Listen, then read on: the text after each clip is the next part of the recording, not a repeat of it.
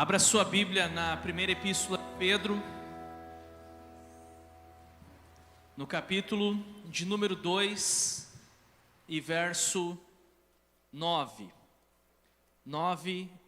e 10. 1 Pedro 2, 9. Nos diz assim a palavra do Senhor: vocês, porém, são geração eleita, sacerdócio real, nação santa, povo de propriedade exclusiva de Deus, a fim de proclamar as virtudes daquele que os chamou das trevas para a sua maravilhosa luz. Antes vocês nem eram povo, mas agora são povo de Deus. Antes não tinham alcançado misericórdia, mas agora alcançaram misericórdia. A Ti nós glorificamos, Pai, pela Tua palavra, nesse momento de louvor e adoração, onde nós declarávamos aqui a Tua santidade. E tudo o que falarmos, todas as nossas palavras ainda serão pouco para expressar aquilo que Tu és e aquilo que representas nas nossas vidas. Santo, maravilhoso, poderoso, incomparável.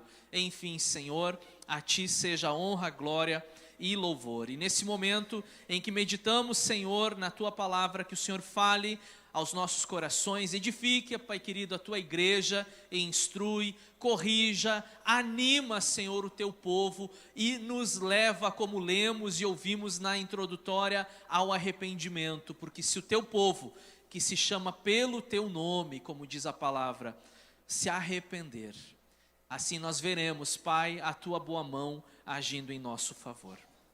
Oramos em nome de Jesus, amém.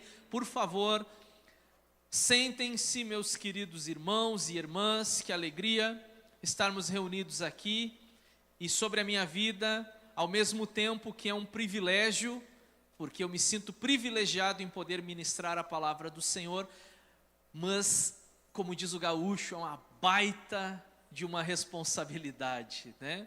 Não estamos falando de um assunto qualquer, não vim para falar de mim mesmo, e sempre tomo cuidado para não fazer isso, para falar sempre da palavra de Deus. Eu aprendi muito cedo, acho que no seminário ainda, que quando nós vamos pregar, nós precisamos falar muito pouco a nosso respeito, nada dos outros e tudo da palavra, né? Porque é o objetivo. Os irmãos não saíram de casa para ouvirem as minhas histórias, experiências, ainda que uma e outra possa ilustrar uma parte da mensagem, mas o principal, e é o que de fato nos interessa, a palavra do Senhor.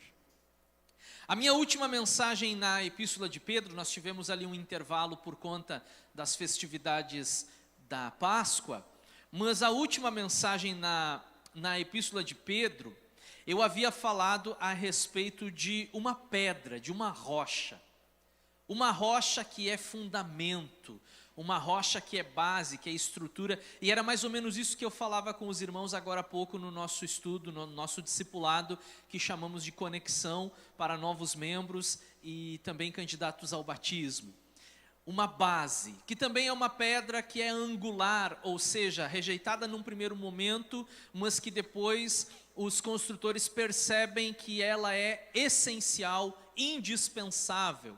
Uma pedra que também é uma pedra preciosa. Jesus, a nossa joia, a nossa pedra preciosa. E por último também, e é o último versículo aqui que nós lemos anteriormente, fala que é uma pedra de tropeço e uma rocha de ofensa, ou seja, no sentido de que também ele é juízo.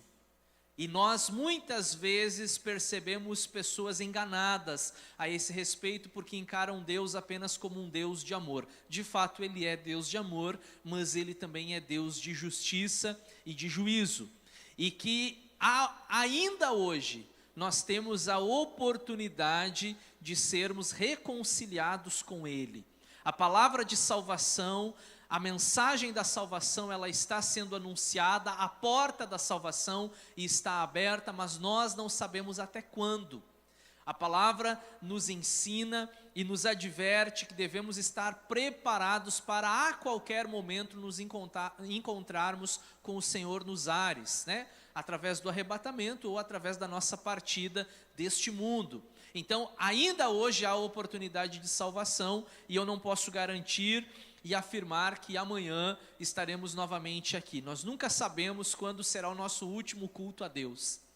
E é por isso que é importante nós aproveitarmos cada instante de você, quando estiver cantando, abrir a sua boca, louvar a Deus, agradecer, glorificar o nome dEle, com essas canções selecionadas. E eu tenho trabalhado junto com o nosso grupo aqui de louvor, de música, as letras das canções, e eu tenho ficado muito feliz quando chegam para mim canções como essas de hoje, né, falando a respeito de atributos de Deus, que é o que nós precisamos, exaltar, cantar e declarar os seus atributos. Então Pedro, ele encerra essa ideia falando a respeito daqueles que não creem, e que são destinados então a esse juízo. São estes os que tropeçam na palavra, sendo desobedientes. Olha os perigos da desobediência, né? Quantas pessoas são desobedientes à palavra de Deus? São esses que tropeçam na palavra, sendo desobedientes para o que também foram destinados. Ou seja, o destino da desobediência, o destino final daqueles que são desobedientes é ter essa pedra não mais como apoio, amparo, não mais como uma pedra preciosa, não mais como uma pedra indispensável, porém uma pedra de tropeço na vida daqueles que não obedecem, que não aceitam e que não creem. E aí Pedro agora muda a direção dizendo assim: vocês porém, ou seja, com vocês não é assim. Vocês quem? Os crentes, a igreja. Como é o tema da mensagem de hoje, o povo de Deus. Quem é esse povo de Deus? Nós vamos trabalhar um pouquinho, com a graça de Deus, essa temática. Vocês, porém, e aí ele começa a trabalhar algumas ideias: geração eleita, sacerdócio real, nação santa, povo de propriedade exclusiva de Deus, a fim de proclamar as virtudes daquele que os chamou das trevas para a sua maravilhosa luz. Aleluia. E aí nós precisamos voltar, e eu faço de novo esse exercício com vocês. Voltemos à ideia inicial, para quem Pedro está escrevendo: a uma igreja.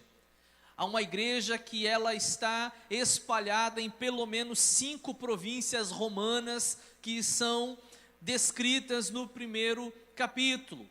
Uma igreja sofredora, uma igreja perseguida, uma igreja que vive em seu coração as incertezas em relação ao amanhã. Eles não sabem o que pode acontecer a qualquer momento, porque está sentando no trono um imperador tirano chamado Nero naqueles dias, e que trouxe grandiosos prejuízos para os cristãos, irmãos nossos. Mas a palavra de Deus vem ao encontro deles para lhes preparar para essas possibilidades, porque o sofrimento ele é uma possibilidade na vida do cristão, e ao mesmo tempo que lhes prepara, porque Jesus tinha dito isso: no mundo vocês vão ter aflições, mas tenham bom ânimo. E que era exatamente o que estava faltando aos irmãos dessas igrejas espalhadas pelas províncias romanas que hoje fazem parte da Turquia. Faltava ânimo para eles, faltava coragem, faltava certeza, faltava esperança. E se vocês ouviram aqui as 2 mensagens sobre os resultados que a regeneração produz em nós, é justamente sobre isso que eu falo nessas mensagens, a respeito da esperança daqueles que creem em Cristo. Uma esperança reservada, guardada para nós, que não pode perder o seu valor, imarcessível, como diz a Almeida, que não murcha, que não deteriora, que não se corrompe. E é sobre essas coisas que o apóstolo Pedro vem trabalhando com esses irmãos, e aí depois ele vem e fala a respeito dessa pedra que é viva, mas ele diz que a igreja também é pedra viva, vocês também são pedras vivas, ou seja, nós estamos sendo construídos, edificados, casa de Deus. E agora ele muda a linguagem para falar exatamente a mesma coisa, ele não diz mais casa de Deus, mas agora ele fala povo de Deus. E olha que privilégio, nós somos tudo isso, nós somos casa de Deus e somos também o seu povo. E aí eu quero fazer com base nesse texto, que são apenas 2 versos, irmãos, mas são 2 versos que dariam um livro de tanto conteúdo contido, escondido ali, presente, em cada palavra, em cada declaração, em cada afirmação que o apóstolo Pedro faz. E olha que tem gente que diz que Pedro não era teólogo. O pessoal costuma dizer, não, teólogo era Paulo. Pedro era um pregador mediano, um pobre pescador que falava mais ou menos. E aí eu leio essas palavras e eu me pergunto, imagina se esse homem falasse bem. Imagina se esse homem fosse um teólogo, se ele fosse um doutor nas escrituras, se ele fosse mais aprofundado. Eu com certeza não entenderia nem a metade das palavras, porque é tão profundo que a gente precisa de tempo e meditação para entender qual é a grandeza de cada palavra que o texto nos apresenta. A palavra de Deus, ela é maravilhosa, é Deus falando ao coração humano. E eu quero começar fazendo então 3 perguntas, né? Eu já falei isso, que quero fazer 3 perguntas, mas a primeira pergunta que faço, o texto fala sobre um Deus, não fala? Vocês não encontram nas entrelinhas a respeito de um Deus? Sim. E a primeira pergunta é, quem é esse Deus, irmãos? Quem é esse Deus? Será que esse Deus é o mesmo Deus a quem nós cantávamos aqui, que é glorioso, que é incomparável, que é maravilhoso e tudo mais? Será que é esse?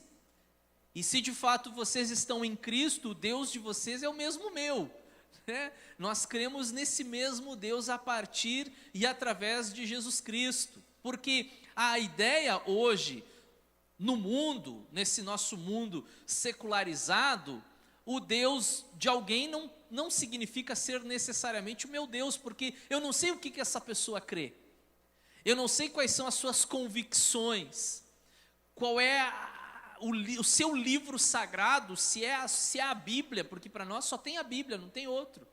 E às vezes, diante de alguns ensinamentos que eu escuto por aí, eu me pergunto, será que essas pessoas estão lendo a mesma Bíblia que eu leio?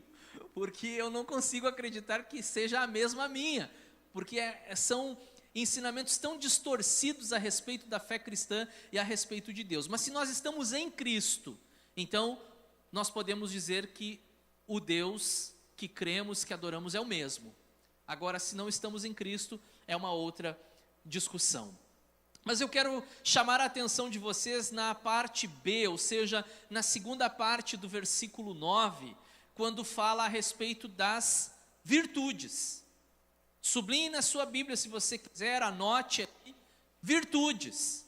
As virtudes daquele que os chamou das trevas para a sua maravilhosa luz. Você pode sublinhar luz, ou você pode também ampliar esse conceito e dizer que ela é uma maravilhosa luz, porque se é a luz divina, é a luz de Deus, ela é maravilhosa de fato, né? Então Pedro, que é sim um teólogo, ele está construindo a sua ideia a respeito do povo de Deus com base no Deus do povo. E quem é o Deus do povo? É um Deus cujas virtudes são incomparáveis. E eu me apeguei um pouco a essa palavra virtude, não vou dizer que perdi, mas me detive um pouco do meu tempo analisando essa palavra grega, areté, porque eu achei que ela tinha a ver com aquela palavra que os evangelhos usam a respeito de Jesus, que o próprio Jesus teria dito: alguém me tocou, porque de mim saiu, em algumas traduções, virtude. E aí eu fui pesquisar se tinha relação entre essa virtude que Pedro está falando, as virtudes desse Deus que os chamou das trevas para a luz, tinha relação com o que Jesus disse: de mim saiu virtude. E a resposta, irmãos, é não. É outra palavra, mas que somadas falam a respeito das características de um mesmo Deus. Naquela primeira palavra, a palavra grega que aparece ali é dunamis, que significa o poder mesmo, né? Aquele poder que verte, que sai do próprio Senhor Jesus. Agora, quando nós analisamos virtude aqui, conforme Pedro está escrevendo, e ele escreveu essa palavra duas vezes. Ele fala uma vez em relação a Deus, e ele fala uma outra vez em relação aos crentes. Na segunda carta, ele se refere a essa mesma palavra, só que para nós. E essa ideia de virtude tem tudo a ver com a qualificação moral desse Deus. Tem a ver com a sua excelência. Tem a ver com tudo aquilo que motiva o louvor que nós entregamos e apresentamos a Ele, e é o que nós fazíamos aqui até bem poucos minutos atrás. E nós fazíamos isso, irmãos, com base nas qualificações que nós conhecemos, ou seja, como preferem os teólogos, os atributos desse Deus. Vamos lembrar alguns deles. Esse Deus, ele é amor, eu já disse isso essa noite. Esse Deus, ele é a verdade, ele é um Deus fiel, ele é um Deus santo, ele é um Deus puro, ele é um Deus eterno, ele é um Deus perfeito, e tudo isso aqui faz parte de um conceito que Pedro está chamando de virtudes. E essas virtudes que têm esse toque no sentido de caráter, de moral, de excelência e de louvor, Pedro vai usar para a igreja depois. Vocês devem acrescentar, somar na fé de vocês a virtude. E eu não quero adiantar muito o assunto, porque pretendo chegar lá e pregar essa passagem, e aí, como dizem os jovens, o pastor vai dar spoiler da pregação. Mas veja que Pedro usa, e é exatamente a mesma palavra que ele usa para se referir aos atributos desse Deus, morais e tantos outros. Ele diz que nós, os cristãos, devemos somar à nossa fé também essa virtude. Quando chegar lá eu darei a resposta. No momento eu não sei o que isso significa, mas eu me comprometo em estudar e chegar lá.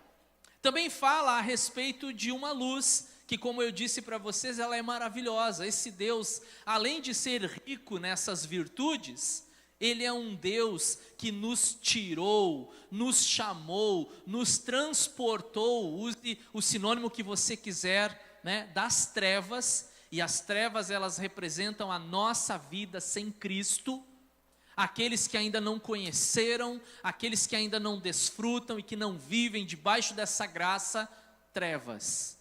E Ele nos chamou, nós fomos chamados, nós fomos convidados, Ele ainda está chamando pessoas que estão na escuridão e trevas. E diz o texto que Ele chamou das trevas para a sua maravilhosa luz. Então Pedro trabalha esses dois conceitos dentro do Deus do povo. Antes de falar do povo de Deus, eu quero falar, como disse para vocês, do Deus do povo. E ele trabalha que esse Deus, ele é um Deus virtuoso, tem virtudes, né, para anunciarmos o quê? O que nós deveríamos anunciar? As virtudes daquele que nos chamou das trevas para a sua luz.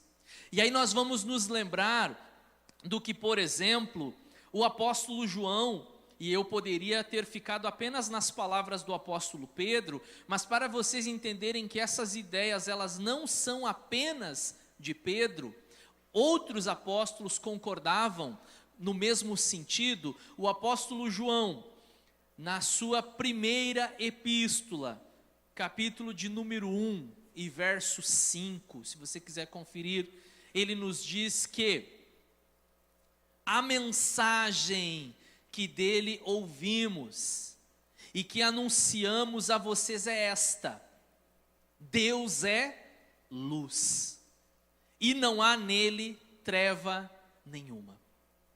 Então o nosso Deus é um Deus de luz, e Ele é a própria luz, conforme João. Deus é luz, e nele, no Senhor, não há treva alguma, treva nenhuma. Tiago, na sua epístola, também vai se referir a ele no capítulo de número 1 e versículo 7, como o quê? Pai das luzes. E quando nós de novo pegamos os escritos de João, o seu evangelho, capítulo de número 1, ele fala a respeito de uma luz, e ele chama de, veja que Pedro está chamando de maravilhosa, e João chama de verdadeira luz. João, o Batista, não era luz, ele veio para que testificasse a respeito da luz, mas a verdadeira luz vinda ao mundo, ela ilumina todo homem, ou a humanidade, como preferem algumas traduções. E de quem que agora o texto nos fala, e de quem que a quem que ele se refere? Ao próprio Senhor Jesus.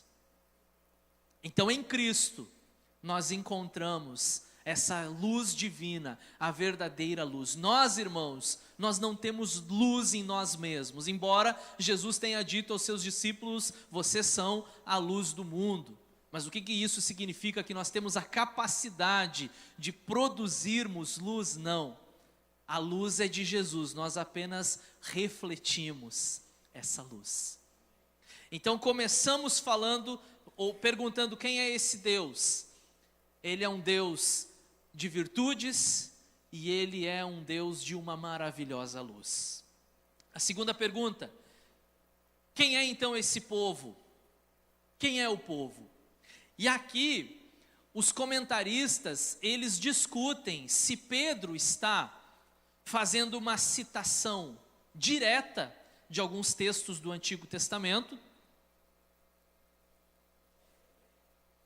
ou se ele está construindo, costurando, tecendo ideias análogas, ou seja, fazendo uma analogia a essas passagens do Antigo Testamento. E nós vamos então encontrar, e eu selecionei pelo menos 3 aqui, teríamos Isaías 43 também, mas eu deixei de lado. Nós vamos encontrar Êxodo 19, Deuteronômio 7 e Oséias 2. São 3 textos que eu quero trabalhar, porque indiretamente você vai encontrar expressões na fala, no escrito de Pedro, nesses versículos que nós lemos. Parece que Pedro está fazendo menção a essas referências bíblicas. Êxodo 19, versículos 5 e 6. Agora, pois, se ouvirem atentamente a minha voz e guardarem a minha aliança, vocês serão a minha propriedade peculiar dentre todos os povos. Porque toda a terra é minha, e vocês serão para mim um reino de sacerdotes e uma nação santa. E aí aqui parece que houve, objetivamente, uma tradução direto da Septuaginta, que em vez de dizer reino de sacerdotes e nação santa, usou a expressão sacerdócio real, que é a mesma que Pedro usa e que também se refere. Agora vamos ao texto de Deuteronômio 7, verso 6. Porque vocês são povo santo para o Senhor, seu Deus. O Senhor, seu Deus, os escolheu para que de todos os povos que há sobre a terra, vocês fossem o seu povo próprio. E no livro do profeta Oséias, capítulo 2, versículo 23, existem outros versículos em Oséias. Para não tornar cansativa a mensagem com tantas leituras, eu optei por deixar um verso, mas eu convido vocês a lerem capítulo 1, capítulo 2, a maneira como Deus comunicou com o povo através de Oséias, através do casamento dele e através dos nomes dos filhos que ele teve. Então o nome do filho será não é povo, porque Deus está dizendo: vocês não são meu povo.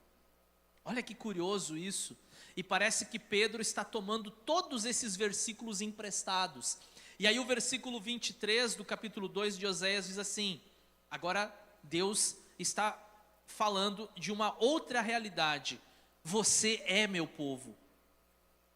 E ele responderá: tu és meu Deus. Então, para aqueles dias, Deus estava advertindo, duramente corrigindo o seu povo e dizendo: vocês não são meu povo. Mas profeticamente ele anunciava a respeito de um outro grupo de pessoas. E aí eu tenho uma sugestão pessoal sobre esse outro grupo de pessoas, a quem Deus diria: você é meu povo, e essas pessoas diriam: tu és o meu Deus. E onde exatamente eu quero chegar com todas essas informações? Ao fato de que Pedro, um judeu, apóstolo de Cristo, com uma ênfase aos judeus. Paulo tinha a sua ênfase mais aos gentios e Pedro mais aos judeus. Não significa que um não pregasse para uma outra etnia e vice-versa, né? Mas a ênfase da pregação e do seu ministério. Pedro está se dirigindo, como nós vimos, a uma igreja que é composta de judeus, sim, mas também tem gentios, ou seja, pessoas de outras nações, etnias, nacionalidades que não necessária e exclusivamente judeus. E Pedro está usando textos que todo judeu conhecia como os seus textos preferidos, que Deus havia dito que eles eram um povo, que Deus havia elegido eles, e é verdade, que eles eram o povo escolhido, que é verdade, que eles eram um povo de propriedade exclusiva de Deus, uma nação santa, eles eram um sacerdócio real, eles eram isso e eles eram aquilo, e os judeus de certa forma se orgulhavam disso. Quando nós lemos o livro Atos dos Apóstolos, nós percebemos a resistência que os judeus têm em ver o evangelho chegando aos gentios, porque eles dizem: mas nós somos o povo. Inclusive, o fato de o Espírito Santo ter descido sobre samaritanos no capítulo 8, sobre prosélitos no capítulo de número 10 e sobre gentios em Éfeso no capítulo de número 19. Mas o que nós vamos fazer, irmãos, se desceu sobre eles também o Espírito, assim como a nós, lá no princípio, disse Pedro, no capítulo 10, ou 11, onde foi a sua defesa diante do concílio em Jerusalém. Pedro, corajosamente e fazendo uma interpretação, visando a igreja, ele está usando todos esses textos do Antigo Testamento que falavam de Israel, e ele está destinando e dirigindo para quem?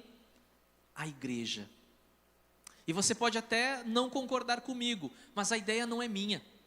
O próprio texto nos mostra isso, que Pedro está usando passagens exclusivas do Antigo Testamento que falavam do povo judeu, e está dizendo isso para quem?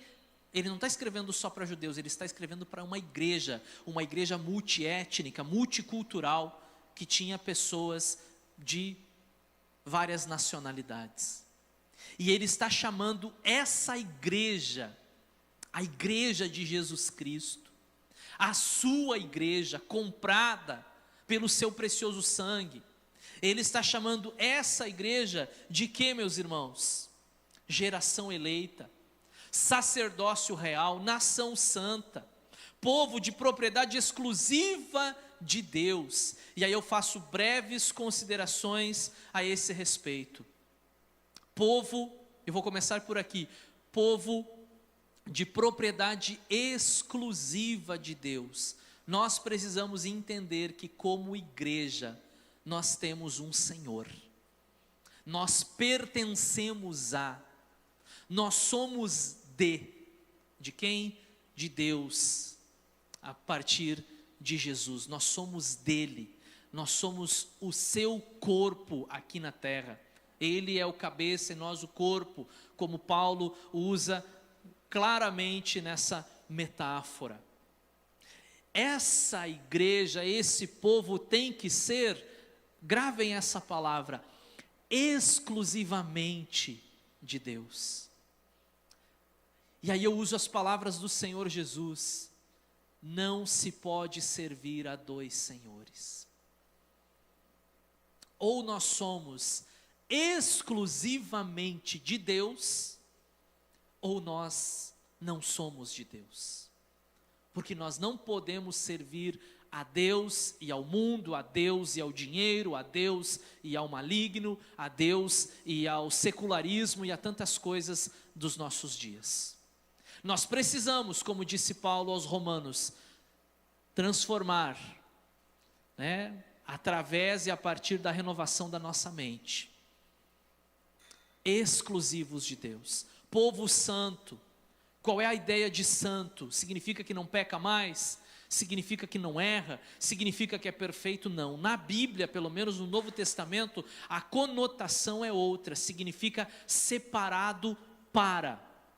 Vocês são santos. E Pedro usa outras vezes essa expressão ao dizer: sejam santos, como o Deus de vocês é santo, no sentido de se separem desse mundo, rompam os laços, cortem as correntes, não se permitam viver neste mundo comungando. Não significa que você não possa viver no mundo no sentido de estar aqui. Daqui uns dias eu vou falar sobre os forasteiros, que quem sabe é o tema da próxima mensagem. Nós estamos aqui no mundo, precisamos trabalhar, estudar, construir, consumir e tudo mais, mas não podemos comungar com as coisas do mundo, participar daquilo que o mundo oferece, a exemplo então, de Daniel, que não se contaminou com os manjares do rei.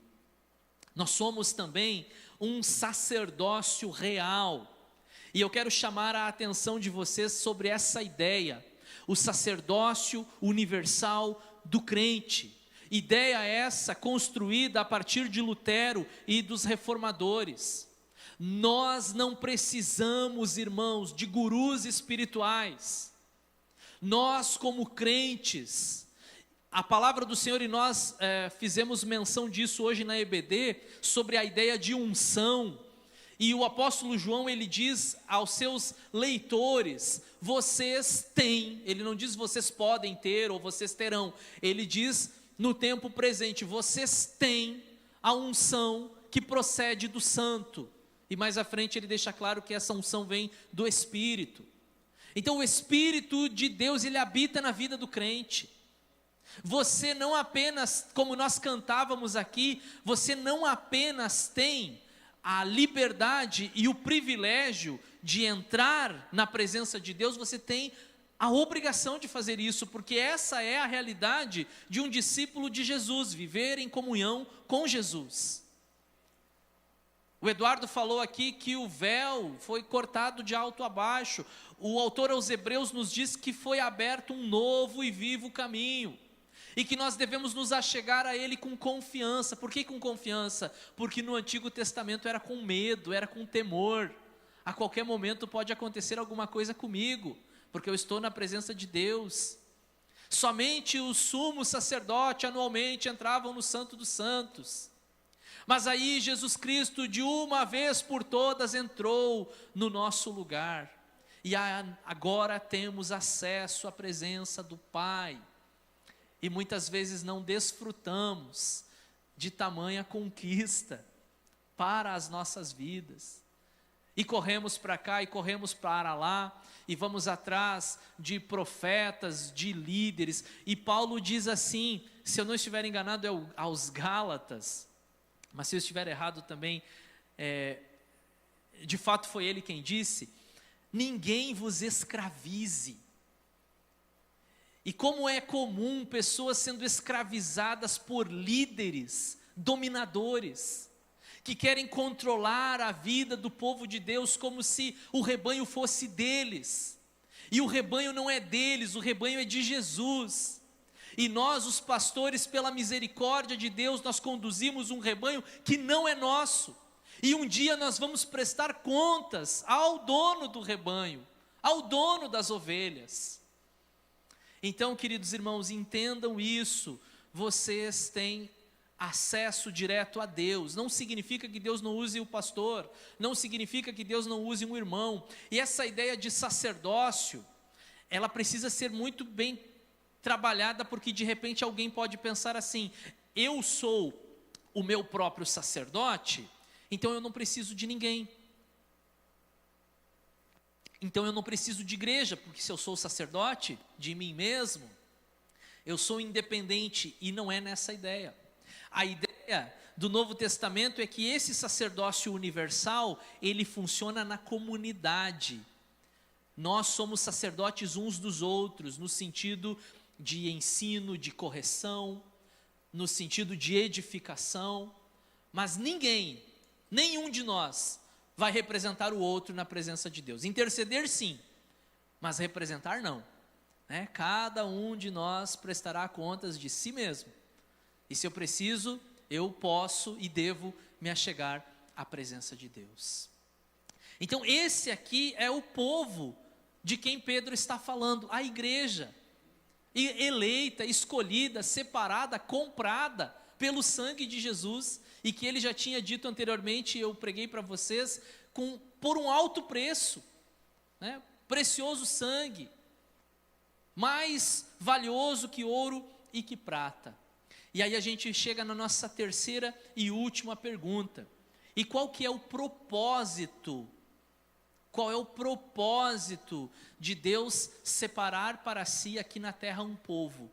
Ele não poderia ter apenas o seu povo lá no céu, os seus anjos, como que diz, legiões de anjos, né? E a Bíblia nos dá vários exemplos de muitos e muitos anjos na presença do Senhor cantando, e eu imagino que muito melhor do que nós: Santo, Santo, Santo é o Senhor. Mas o Senhor soberanamente decidiu que fosse um povo aqui na terra, e que hoje esse povo aqui na terra se chama igreja. Mas a pergunta é: para quê, irmãos? Qual que é o propósito? E o texto responde, qual que é a resposta? A fim de proclamar as virtudes daquele que os chamou das trevas para a sua maravilhosa luz. Você já entendeu as virtudes desse Deus? Amém? Que bom. Os outros também precisam entender. Você foi tirado das trevas e foi colocado numa maravilhosa luz, coisa boa, né, irmãos? Mas quantas pessoas hoje ainda vivem em trevas? E nós fomos chamados para proclamar as virtudes daquele que nos chamou das trevas para a sua maravilhosa luz. E eu quero fazer uma consideração em relação a isso. Esse papel, ele é apenas da igreja, é único e exclusivo da igreja. Como que funcionou isso no Antigo Testamento? O povo de Deus na antiga aliança não tinha a obrigação de fazer isso? Muito pelo contrário, eles tinham. E Deus queria manifestar a sua graça e misericórdia às outras nações a partir de um povo que ele escolheu para si. Mas o que nós encontramos inúmeras vezes nas passagens bíblicas? Que esse povo, em vez de influenciar as nações à sua volta, o que acontecia? Eles eram influenciados pelas nações à sua volta. E que nos dias de Jesus, inclusive, eles atrapalhavam a chegada daqueles que vinham de longe para adorar e que não faziam parte do seu povo. E dizem os arqueólogos que aquele lugar onde eles estavam comercializando no templo era um pátio chamado pátio ou átrio dos gentios. E que ao comercializarem, além de usarem a casa de Deus para ganharem dinheiro, ilicitamente, porque eles super valorizavam, né, o valor dos elementos da oferta, dos animais e tudo mais, E que também na hora do câmbio, porque a moeda do templo era uma moeda específica, você não poderia colocar a sua moeda lá, você tinha que fazer o câmbio. E no câmbio eles também ganhavam, então eles ganhavam de qualquer jeito. E além de tudo isso, eles estariam usando um espaço no templo destinado àqueles que vinham de longe, o átrio dos gentios, pessoas que faziam viagens de dias e até mesmo semanas, como por exemplo o eunuco, que depois Filipe encontrou e que foi batizado por Filipe. Vocês lembram dessa história? Aí tem um exemplo de alguém que veio de longe para adorar. E qual que era o lugar que eles podiam ficar? Eles não eram judeus, então eles tinham que ficar lá no pátio dos gentios. E aí eles chegavam lá, tinha cabrito, tinha ovelha, tinha pombo, tinha um monte de coisa e eles não podiam adorar a Deus. E aí Jesus diz: vocês não entram e estão impedindo que outros entrem. E aí eu quero ler com vocês o Salmo de número 96, os 3 primeiros versos do Salmo de número 96. Vejam que interessante o que o salmista está escrevendo. Uma convocação para louvor, mas não é uma convocação apenas para o povo de Israel. Cantem ao Senhor um cântico novo, cantem ao Senhor todas as terras. Será que é isso mesmo que ele falou? Vamos continuar. Cantem ao Senhor, bendigam o seu nome, proclamem a sua salvação dia após dia, anunciem entre as nações a sua glória. Aqui ele usou glória, poderia ter usado virtude, né? Praticamente um sinônimo aqui. Anunciem entre as nações a sua glória, entre todos os povos as suas maravilhas. E aí eu pergunto, irmãos, Deus tem feito maravilhas no nosso meio? Nossos amigos, vizinhos, familiares, não cristãos precisam ficar sabendo disso. Porque senão, qual é o objetivo de Deus fazer tamanha obra nas nossas vidas e no nosso meio? E um outro texto, agora usando o próprio Pedro, na primeira epístola, capítulo 3, versículo de número 15, ele diz assim: pelo contrário, santifiquem a Cristo como Senhor no seu coração, estando sempre preparados para responder a todo aquele que pedir a razão da esperança que vocês têm. Qual é a razão da nossa esperança, irmãos? É o Senhor Jesus. Ele tem feito maravilhas no nosso meio. Então, como diz aquele hino, conta as bênçãos e conta quantas são. As pessoas precisam saber, o mundo precisa saber, todos precisam ouvir a respeito de Jesus. E foi por isso que Deus escolheu, separou e preparou e está preparando esse povo para si. Para quê? A fim de proclamar as virtudes daquele que os chamou das trevas para a sua maravilhosa luz. E que Deus nos dê graça, como igreja, que sempre anunciemos esta mensagem e palavra de salvação. E aí eu uso, a título de conclusão, para finalizarmos, Paulo escrevendo a Tito, no capítulo de número 2 e verso 14, que basicamente, resume tudo isso que nós falamos em 3 perguntas, parecem estar as 3 questões dentro deste versículo de Tito 2,14. Paulo a Tito 2,14. Ele deu a si mesmo por nós, a fim de nos remir de toda iniquidade e purificar para si mesmo um povo exclusivamente seu, dedicado à prática de boas obras. Tem um Deus que se oferece em nosso lugar no Calvário, tem um povo que Ele está purificando e trazendo como um povo exclusivamente seu, e esse povo dedicado a quê? A prática de boas obras. Vou ler de novo, e aí vocês vão encontrar as 3 questões no próprio texto. Ele deu a si mesmo por nós, a fim de nos remir de toda iniquidade e purificar para si mesmo um povo exclusivamente seu, dedicado à prática das boas obras ou de boas obras. Se você puder ficar em pé, eu quero orar com vocês. E eu quero que a sua oração, peço que os irmãos da música já se posicionem aqui, Eu quero que nessa hora, a sua oração, aqui vai uma sugestão pastoral, que a sua oração seja uma oração de gratidão a Deus. Pedro usou a mesma expressão, ou melhor, ele trabalhou uma ideia que Oséias vinha trabalhando. Ele diz assim: antes, vocês nem eram povo. Irmãos, a não ser que aqui entre nós tenhamos irmãos que eram judeus legítimos, que eu não tenho conhecimento, mas se tiver, ok, tudo bem, né? Mas de um modo geral, nós aqui seríamos considerados como gentios, né? E ele está dizendo assim: vocês nem eram povo, mas agora, por conta não de coisas boas que fazemos, mas ele está dizendo, por conta da sua misericórdia, agora vocês são povo de Deus. Você é povo de Deus, meu irmão. Você é povo de Deus. E você, como um povo de Deus, deve adorar esse Deus, glorificar esse Deus, viver para esse Deus. E deve proclamar as virtudes desse Deus que te chamou das trevas para a luz.